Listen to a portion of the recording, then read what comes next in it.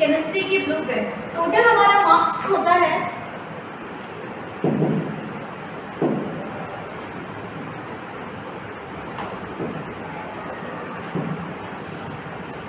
Theory पूछा जाता है हमारा 70 मार्क्स, ठीक है। प्रैक्टिकल हो गए 30 मार्क्स के। तो ये जो 70 मार्क्स के ब्लूप्रिंट है कि इस चैप्टर से हमारा कितना क्वेश्चन आना है, ठीक है, हम ये देखेंगे। पूरे केमिस्ट्री के क्वेश्चन से 3 चैप्टर ऑलरेडी डिलीट कर दिया गया इस सेशन में बिकॉज ऑफ कोविड। सबसे पहला हमारा है solid state. Solid state 4 marks. Starting के ये जो 23 मार्क्स यहाँ जो शो हो रहे हैं ये पूरा का पूरा फिजिकल क्वेश्चन है, और नीचे की जो 90 ये मार्क्स जो है ये हमारा इनऑर्गेनिक क्वेश्चन है, और 28 मार्क्स पूछे जाएंगे ऑर्गेनिक चैप्टर से। इसका मतलब है कि हमें पूरे चैप्टर वाइज वेटेज देखते जाना है, और हमारा जो क्वेश्चन पैटर्न बनता है, क्वेश्चन पेपर का जो पैटर्न बनता है उस पे जनरली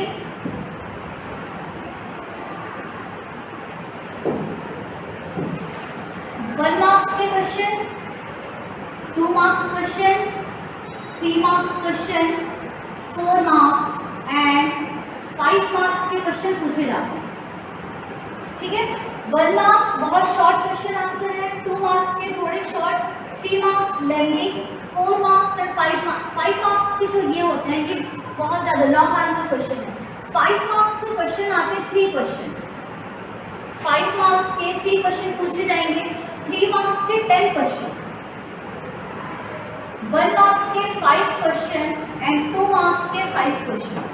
4 मार्क्स का जो क्वेश्चन पूछा जाता है वो एक ही क्वेश्चन होगा, और वो चैप्टर डिसाइड है। सॉलिड स्टेट ठोस अवस्था आपका जो चैप्टर है, ठोस अवस्था से पूछा जाता है हमारा 4 मार्क्स का एक क्वेश्चन, और वो क्वेश्चन भी बहुत इजी है। आगे हम डिस्कस करेंगे कि किस टाइप के क्वेश्चन वहाँ से पूछे जाएंगे। हमें मेन फोकस करना है 5 मार्क्स पे और 3 मार्क्स पे, क्योंकि 3 मार्क्स बहुत ज़्यादा क्वेश्चन पूछे जा रहे हैं 10 मार्क्स। तो हम देखते हैं अब चैप्टर पे कि किस चैप्टर से 3 मार्क्स क्वेश्चन आ रहे हैं। सबसे मेन इंपॉर्टेंट क्वेश्चन है सॉलिड स्टेट 4 मार्क्स। ये एक ऐसा चैप्टर है जिसमें से एक ही क्वेश्चन आएगा और वो टोटल 4 मार्क्स का होगा।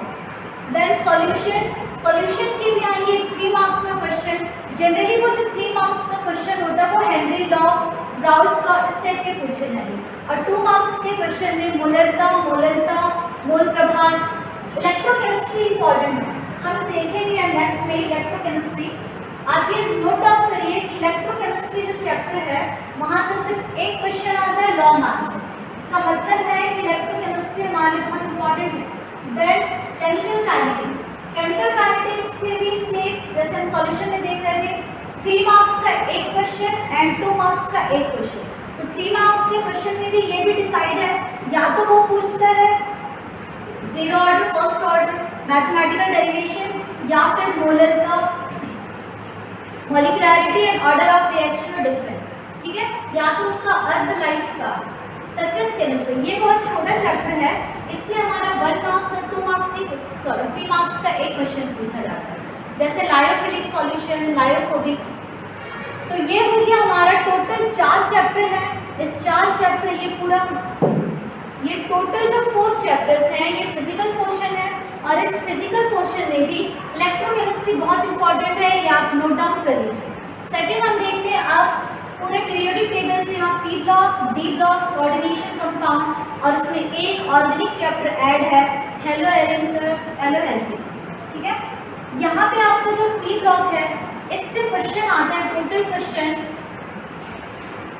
3 क्वेश्चन आएंगे, एक आप नंबर ऑफ क्वेश्चन 3 होंगे और टोटल मार्क्स है 8 मार्क्स। मतलब अब तक हम जो ऊपर से देख रहे थे हाईली मार्क्स का यहीं पे आ रहा है पी ब्लॉक। पी ब्लॉक एक ऐसा चैप्टर है जहाँ से 8 मार्क्स के क्वेश्चन आ रहे हैं, ठीक है, अकेला चैप्टर है जहाँ से 8 marks. Then D and F block, D and F block भी ऐसे इलेक्ट्रोकेमिस्ट्री की तरह है, एक ही क्वेश्चन आएगा।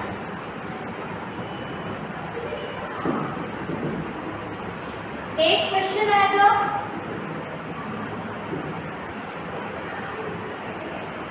ये जो बेटा 5 मार्क्स के हम क्वेश्चन देख रहे हैं ये पहला तो इलेक्ट्रोकेमिस्ट्री चैप्टर से पूछा जाता है।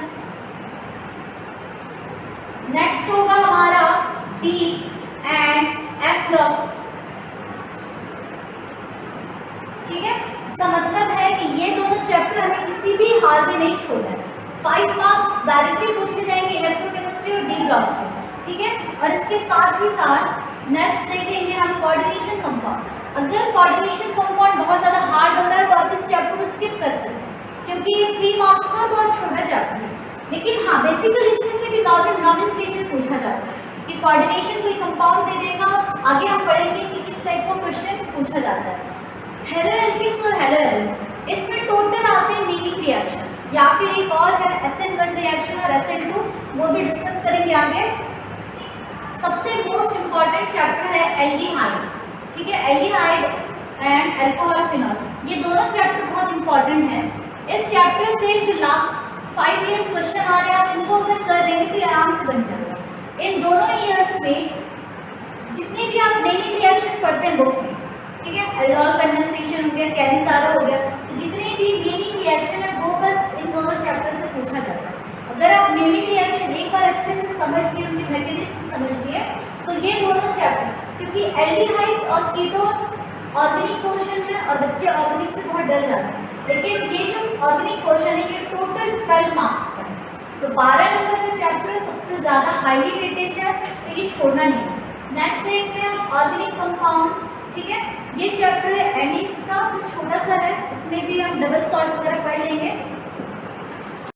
चलो नेक्स्ट देख लेते हैं मोल प्रभाष।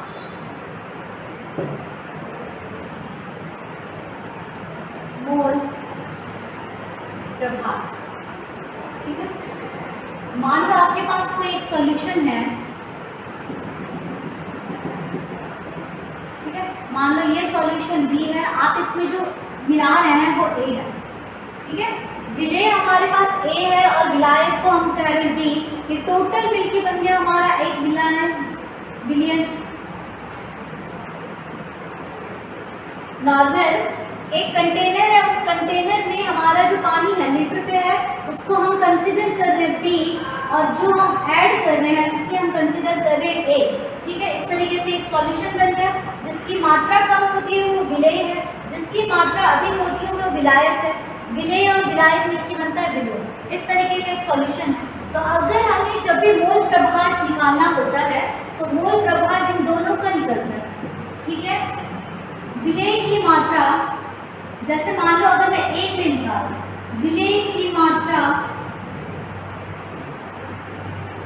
ना, विलेय की मोल्स की संख्या, या फिर आप लिख सकते हो, और total solution of total solution.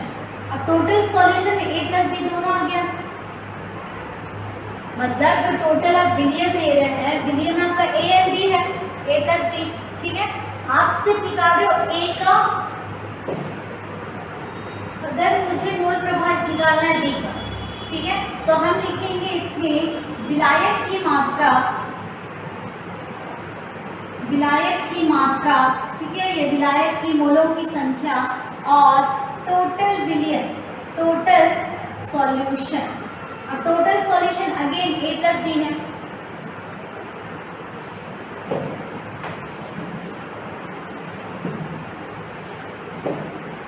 जैसे मुझे अगर a निकालना है, ठीक है, हम विलेय माने थे a, और मोल प्रभाष को हम रिप्रेजेंट करते हैं कैपिटल X।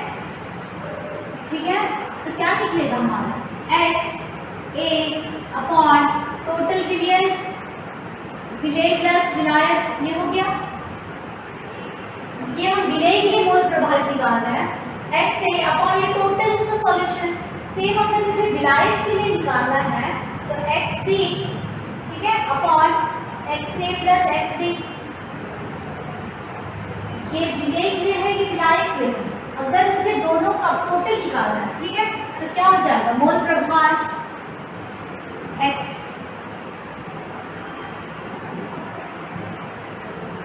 ठीक है, x a plus x b। जब आप इन दोनों को टोटल करेंगे तो हमेशा इसकी वैल्यू 1 की इक्वल होती है। जब भी विलेय के मोल प्रभाष और विलायक के मोल प्रभाष, इन दोनों को जब हम कैलकुलेट करेंगे तो इसकी वैल्यू हमेशा 1 के इक्वल होती है। ठीक है, ये हमेशा याद रखना, और इसको रिप्रेजेंट किया जाता है 1 से। तो 1 मार्क्स के क्वेश्चन में आता है कि मोल प्रभाष का मान क्या होता है, 1 से कम, 1 से अधिक या 1 के बराबर, इस तरीके से। ठीक है, तो आपको ये याद रखना है। नेक्स्ट हम पढ़ेंगे हेनरी का नियम। हेनरी का नियम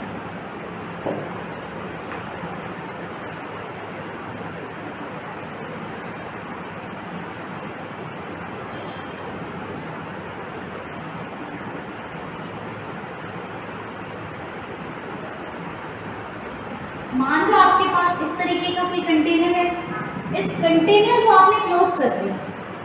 एक कंटेनर है, इस कंटेनर में इस तरीके से लिक्विड फिट है,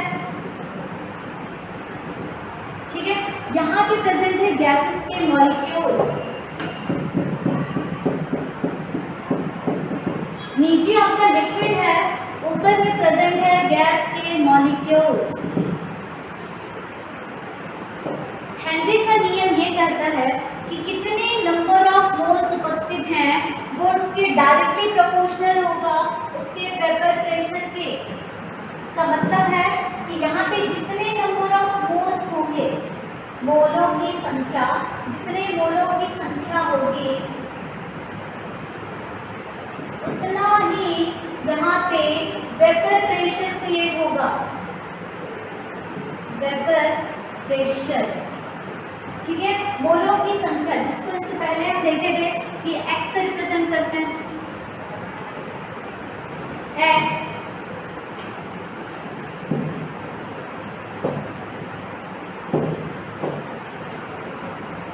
यहाँ पे जितने नंबर ऑफ मोल्स होंगे, pressure is directly proportional to its mole fraction. ठीक है, हेनरी के नियम में एक वो दिया था, कॉन्सेप्ट दिया था, इसने बोला कि जितना प्रेशर क्रिएट होगा वो डायरेक्टली प्रोपोर्शनल होता है उसके मोल फ्रैक्शन के। अगर मान लो इस कंटेनर में मोल्स की संख्या ज़्यादा हो गई तो यहाँ पे वेपर प्रेशर ज़्यादा होगा, अगर मोल की संख्या कम है तो प्रेशर भी कम होगा। अगर आप प्रेशर बढ़ा रहे हैं, सॉरी मोल्स की संख्या बढ़ेगी तो प्रेशर बढ़ेगा। अगर संख्या बढ़ रही है, नंबर ऑफ मोल्स बहुत ज़्यादा हो रहे हैं तो प्रेशर इंक्रीज होगा। अगर नंबर ऑफ मोल्स कम होंगे, जैसे आपका कंटेनर बहुत छोटा है, इसमें मोल्स कम है तो यहाँ का प्रेशर भी कम क्रिएट होगा, तो ये इसके डायरेक्टली प्रोपोर्शनल होगा। अगर हम इस प्रोपोर्शनलिटी कांस्टेंट हटाएंगे तो एक के कांस्टेंट आएगा और x, ये हेनरी के बेसिस पे यहाँ पे लगा दो h। This is the final equation of Henry का नियम। ठीक है, हेनरी ने ये बोला कि अगर आपका जो वाष्प दाब है वो बढ़ेगा मोलों की संख्या के साथ। अगर नंबर ऑफ मोल्स ज्यादा हैं, नंबर ऑफ मोल्स ज्यादा हैं तो यहाँ का वाष्प दाब ज्यादा होगा। अगर नंबर ऑफ मोल्स कम है तो यहाँ का वाष्प दाब भी अपने आप कम हो जाएगा। ठीक है, इसके कुछ एप्लीकेशंस है जिससे हम कोल्ड ड्रिंक्स पीते हैं, उनमें बहुत ज़्यादा यूज होता है। ठीक है, नेक्स्ट फटाफट से देख लेंगे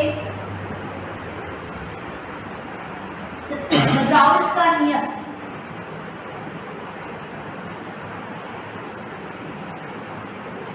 राउल्ट का नियम, ठीक है, ये भी एक इम्पॉर्टेंट है, ये पूछा जाता है 3 मार्क्स से। राउल्ट का नियम ये कहता है, हेनरी का नियम और राउल्ट के नियम में बहुत ज़्यादा डिफरेंस नहीं है, बस राउल्ट ने जो ऐसा एक तरीके का वाष्प लिया था, ये जो वाष्प लिया था, इन्होंने जो लिक्विड लिया था वो वोलेटाइल लिक्विड है। वोलेटाइल लिक्विड का मतलब हेनरी ने अपने नियम में, अपने जो एक्सपेरिमेंट में इन्होंने चूज किया था वोलेटाइल विलियन का।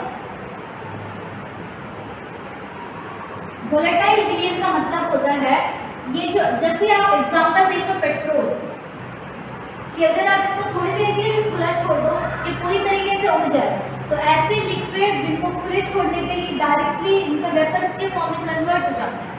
ठीक है। तो राउल्ट ने ये बोला कि मोल्स की संख्या उसके वेपर प्रेशर के डायरेक्टली प्रोपोर्शनल होती है।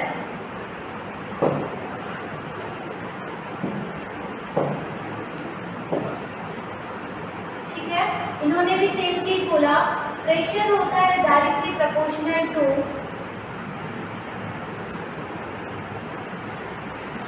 वेपर। यहाँ पे एक चीज ऐड कर देना, पार्शियल वेपर प्रेशर,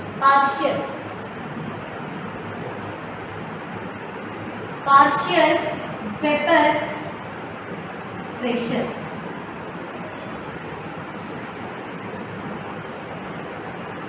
मोल्स की संख्या जितनी ज्यादा होगी, पार्शियल वेपर प्रेशर मतलब यहाँ से जो लिक्विड वाष्पित होकर ऊपर जाएगा, ये भी बहुत ज्यादा होने लगेगा।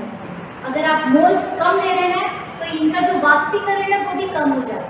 बस दोनों में मेन डिफरेंस यही है, आपको ध्यान रखना है कि ये वोलेटाइल लिक्विड नहीं था, बट जो हेनरी ने चूज किया था उन्होंने वोलेटाइल लिक्विड लिया था, मतलब जो इजीली वाष्पित हो जाता है।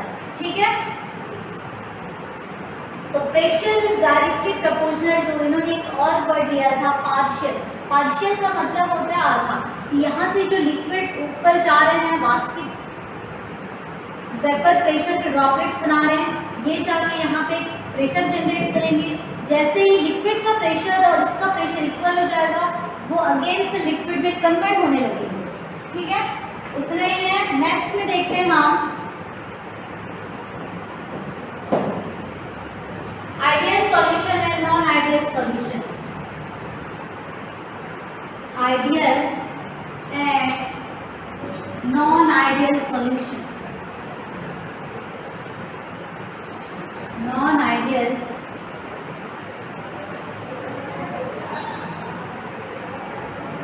सॉल्यूशन ऐसे सॉल्यूशन जो राउल्ट के नियम का पूरी तरीके से पालन करते हैं।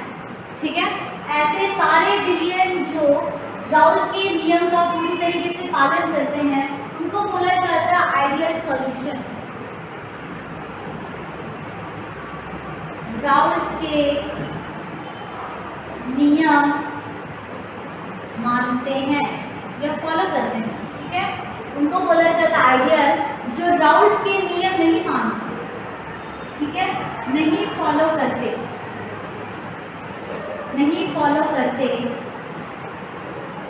उनको बोला जाता है नॉन आइडियल सॉल्यूशन। अगर मान लो कोई भी सॉल्यूशन आइडियल है, इसका मतलब है कि उसकी एंथैल्पी, ठीक है, इक्वल टू 0 हो जाएगी, वहाँ तो वॉल्यूम भी 0 हो जाएगा। हर चीज़ यहाँ पे आइडियल है, बट याद रखना एक्चुअल में कोई भी सॉल्यूशन बहुत ज़्यादा आइडियल नहीं होता। ठीक है, अगर मान लो आपका कोई विलयन नॉन आइडियल है, इसका मतलब है कि यहाँ पे इसकी एंथैल्पी 0 के बराबर नहीं होगी, इसका वॉल्यूम भी 0 के बराबर नहीं होगा। इस तरीके के कुछ कॉन्सेप्ट हैं। थक गई, मन करो, थक गई। देन ऑर्गेनिक कंपाउंड एमीन से, इसमें भी टोटल कुछ नेमिंग रिएक्शन है। ठीक है, लास्ट है बायोमॉलिक्यूल्स। ये पूछा जाता है आपका 4 मार्क्स का। तो बायोमॉलिक्यूल्स बहुत इजी है, जितने बायो स्ट्रीम के बच्चे हैं उनके लिए तो बहुत इजी जाएगा, क्योंकि इसमें आपको जनरली पढ़ना पड़ेगा carbohydrate, proteins, nucleic acid, vitamin.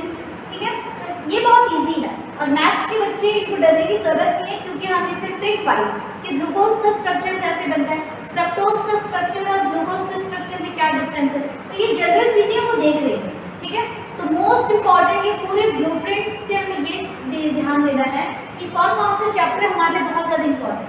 पहला तो है इलेक्ट्रोकेमिस्ट्री। चलो हम लिखते जाते हैं।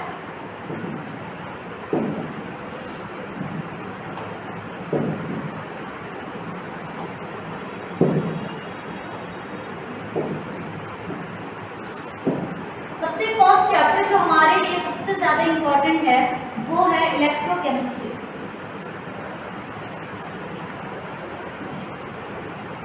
ठीक है, नेक्स्ट है D and F block. D and F block elements. Third chapter है हमारा aldehyde, ketone, ketone and ether.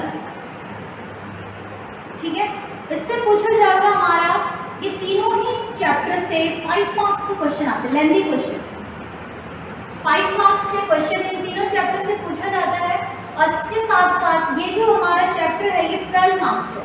इसका मतलब है इसमें से 3 मार्क्स के क्वेश्चन और 2 मार्क्स के क्वेश्चन, 1 मार्क, ये सारे पूछे जाएंगे।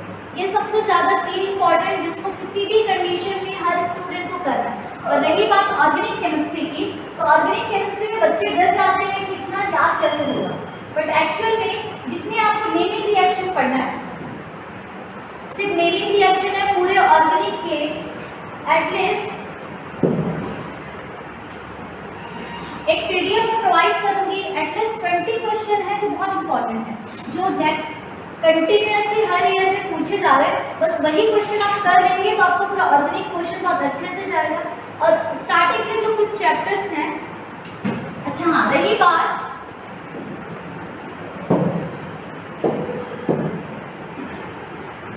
Solution, solid state and kinetics, हम टोटल चार वीडियोस बनाएंगे। इन 4 वीडियोस में आज के दिन में हम पूरा फिजिकल पोर्शन कंप्लीट करने की कोशिश करेंगे। फिजिकल पोर्शन, फिजिकल से आपको पूछा जाता है टोटल 30 मार्क्स, सॉरी 23 मार्क्स का, ठीक है। और इनऑर्गेनिक 90 और ऑर्गेनिक में 28, तो टोटल आपके 70। तो चलो हम आगे डिस्कस करेंगे solution.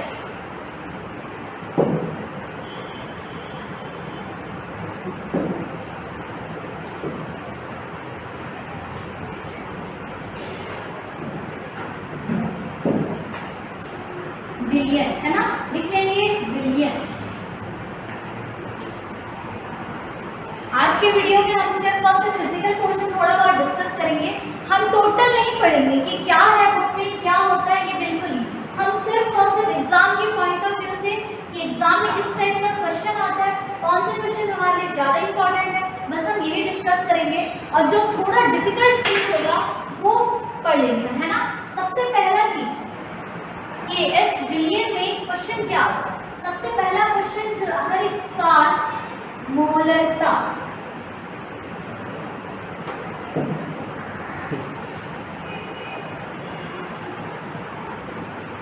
मोलरता, मोलरता and नॉर्मलता, नॉर्मलता mole Prakash.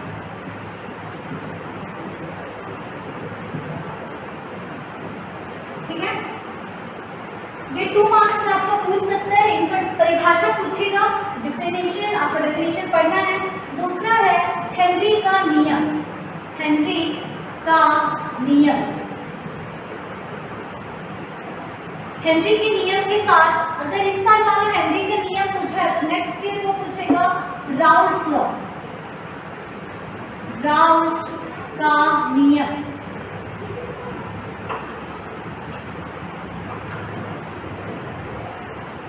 Henry का नियम, राउल्ट का नियम इस चैप्टर से पूछता है। और आइडियल सॉल्यूशन, आइडियल सॉल्यूशन, ठीक है। एक और पूछा जाता है हमारा कॉलिगेटिव प्रॉपर्टीज, कॉलिगेटिव प्रॉपर्टीज। थोड़ा सा हम एक आउटलाइन देख लेंगे, ठीक है, बहुत ज्यादा डीपली डिस्कस नहीं करेंगे कि बाहर से एक्चुअल में होता क्या है। मोलरता, मोलरता ये जनरली हर साल पूछता है, आपको इसके न्यूमेरिकल सॉल्व करना है।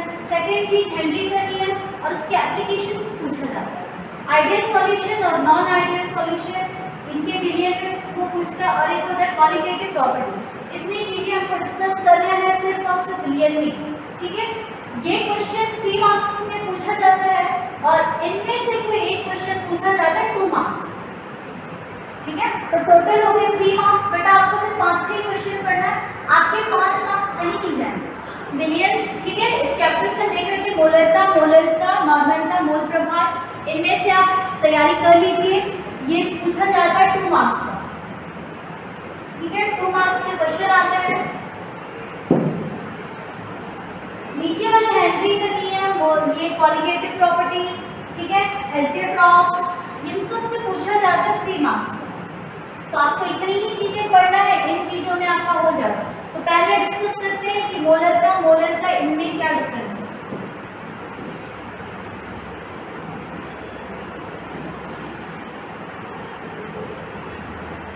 मोलरता, ठीक है, हम इसको प्रेजेंट करते हैं, रिप्रेजेंट करते हैं कैपिटल एन।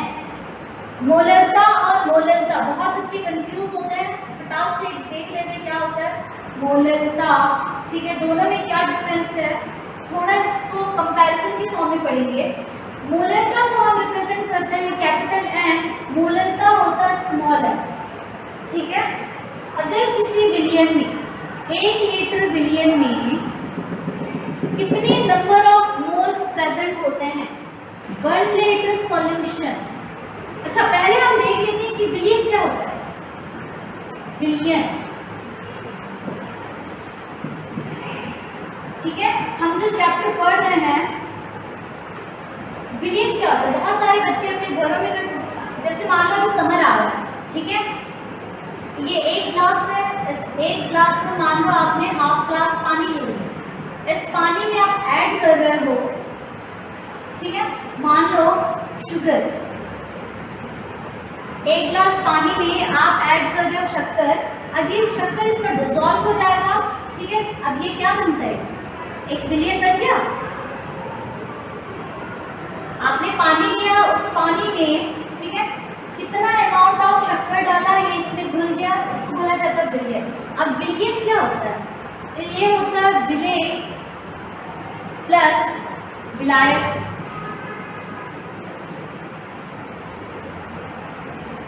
विलियन होता है विलेय प्लस विलायक, जिसकी मात्रा कम होती है उसे बोला जाता है विलेय। ध्यान देना, विलियन में अगर आप कोई विलियन बना रहे हैं, उस विलियन में जिसकी मात्रा कम होती है, जिसकी मात्रा कम है वो विलेय है, ठीक है, और जो अपने अंदर घोलता है, मतलब जिसकी मात्रा बहुत अधिक है, वो होता है विलायक। आपने शक्कर डाला है पानी में, तो शक्कर की मात्रा कम है, तो शक्कर हमारे लिए हो गया विलेय, ठीक है, और जिसमें आप घोल रहे हो, जिसकी मात्रा बहुत अधिक है, जिसमें आप घोल रहे हो उस शक्कर को, उसे बोला जाता है विलायक, ठीक है। इतनी सारी चीजें, तो अब देखते हैं, वापस से आ जाओ हमारा मोलरता और मोलरता जो हम पढ़ रहे हैं।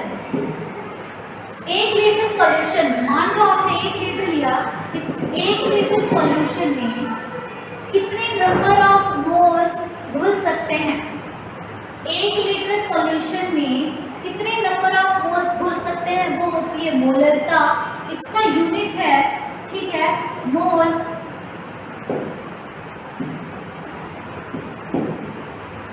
1 लीटर विलियन में उपस्थित मोलों की संख्या,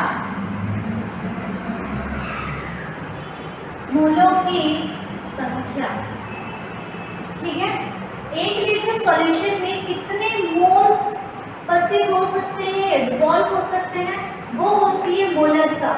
अब मोल है तो हम इसका यूनिट इजीली बना लेंगे, मोल अपॉन लीटर, ठीक है। आपको इतनी सी चीज लिखना है कि 1 लीटर सॉल्यूशन में कितने मोल उपस्थित हो सकते हैं। अब मोलरता देखना,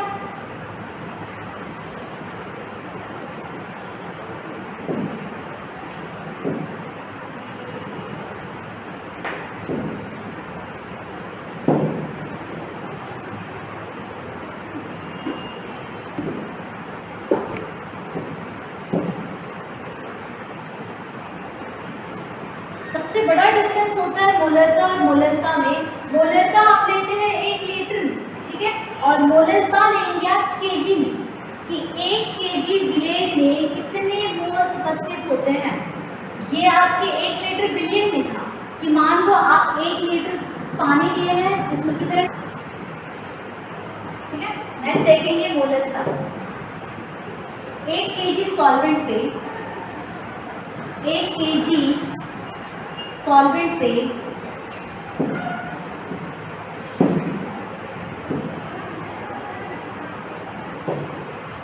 1 kg सॉल्वेंट पे कितनी नंबर ऑफ मोल्स प्रेजेंट हो सकते हैं, दैट इज मोलरता। ठीक है, आपको मेन डिफरेंस याद करना है। मोलरता और मोलरता में बहुत एक सिंपल से डिफरेंस है, ये लीटर पे बेस्ड होगा। मोलरता होगा लीटर पे, मोलरता होगा केजी में। 1 केजी में कितने मोल्स उपस्थित होते हैं वो मोलरता है, 1 लीटर सॉल्यूशन में कितने मोल्स उपस्थित होते हैं वो नॉर्मलता है। इन्हीं के साथ एक और चीज देख लेते हैं हम, नॉर्मलता।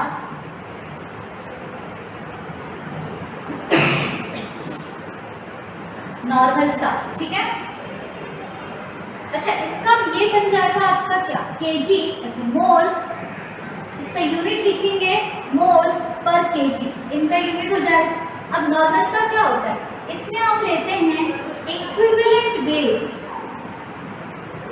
Equivalent weight. 1 लीटर सॉल्यूशन में कितने नंबर ऑफ इक्विवेलेंट वेट वाले मोल्स डिसॉल्व हो सकते हैं।